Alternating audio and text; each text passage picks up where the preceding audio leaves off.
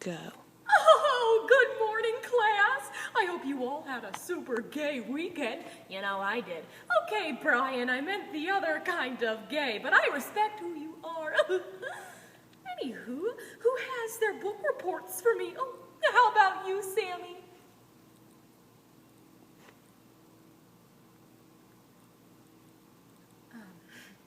Sammy, you do know this assignment was about mythical creatures, right? Yeah. So then why did you write yours about Helen Keller? That was first grade. Since, well, forever, I've always been a little awkward. And since first grade, things have gotten progressively worse. These are all true stories about my life. I hate myself. The slightly true but wildly exaggerated stories of an awkward girl, an original performance. Let's send it to third grade. So in third grade, not only was I the president of the garden patrol, but I also emerged in class that year with a mouthful of headgear. Not just the kind with the bar, but the kind that orbits around your whole face like the rings of Saturn, the sixth planet from the sun, you know. See, if having headgear wasn't bad enough, what made it worse was that I thought it was cool. I thought that since my mouth looked like shattered glass before everyone else's, it meant that I was mature. I'm not proud of this, but I even bedazzled it to say Foxy Mama on the back. It wasn't until recess when I was playing tetherball by myself that I realized how truly terrible and dangerous headgear can be.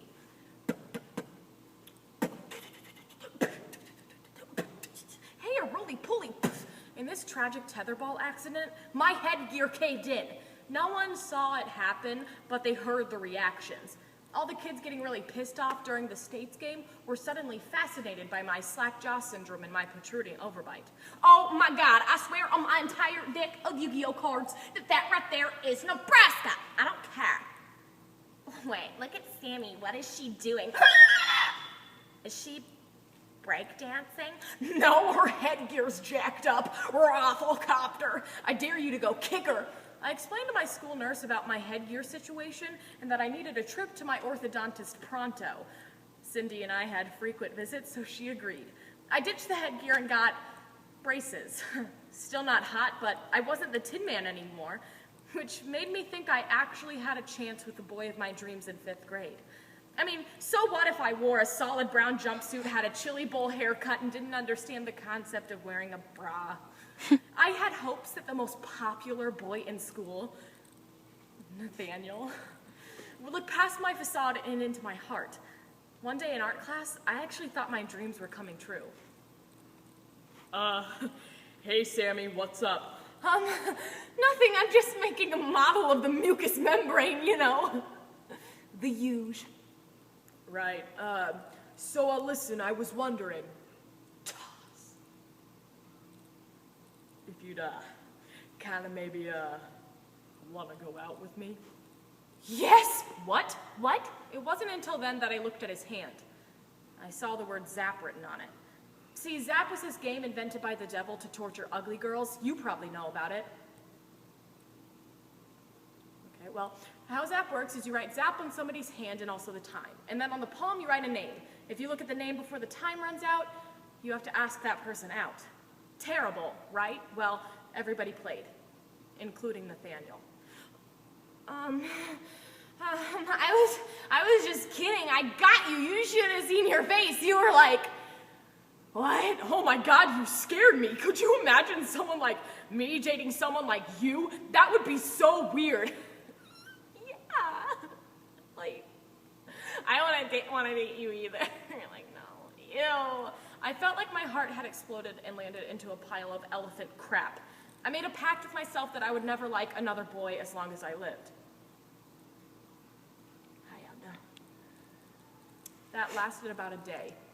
In 8th grade, I had a crush on a different boy every week. I somewhat grew into my looks, at least enough to land a boyfriend. His name was Jeffy, and he had a saliva disorder, but he was a boy who liked me, so how was I gonna say no? With my first boyfriend in play, I knew my first kiss was coming soon, so I started practicing right away. On my neon walls on that poster of Rosie O'Donnell. Times were hard, but I remembered seeing in this one TV show that if you lick your fingers, it feels just like lips. So that was the main kicker. One time my mom ran into the grocery store, and I was in the car. I was all alone. Perfect time for a practice sesh. Licked my fingers, raised them to my lips, went to town.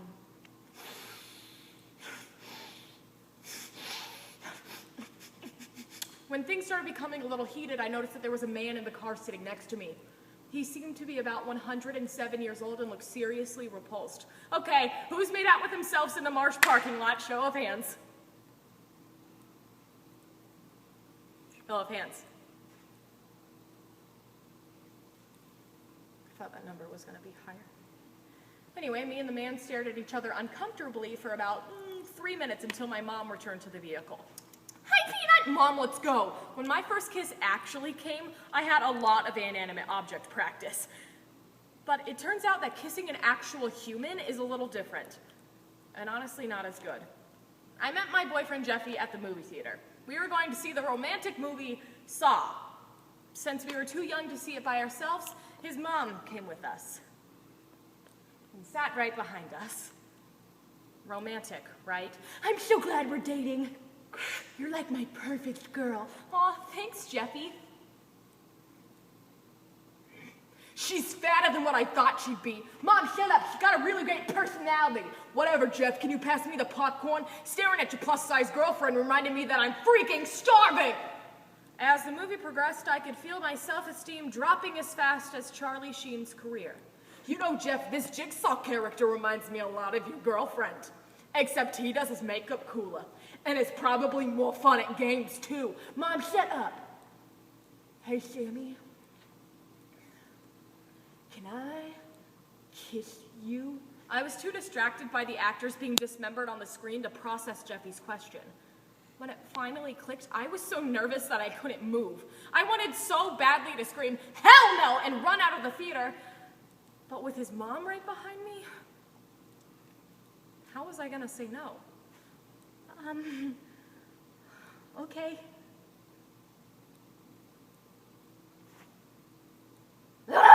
Kissing Jeffy was miserable. It was like kissing a bull mascot.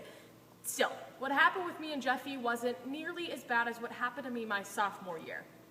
I had just gotten my driver's license. It was my first time out on the road. I could not have felt like a bigger badass cruising down the street in my bright blue slug bug. However, my 16-year-old glory slowly faded when I saw the red and blue flashing lights behind me. The cops, the fuzz, the po-po, whatever you call them, I call them grounded. And I couldn't get grounded when I just got my wheels.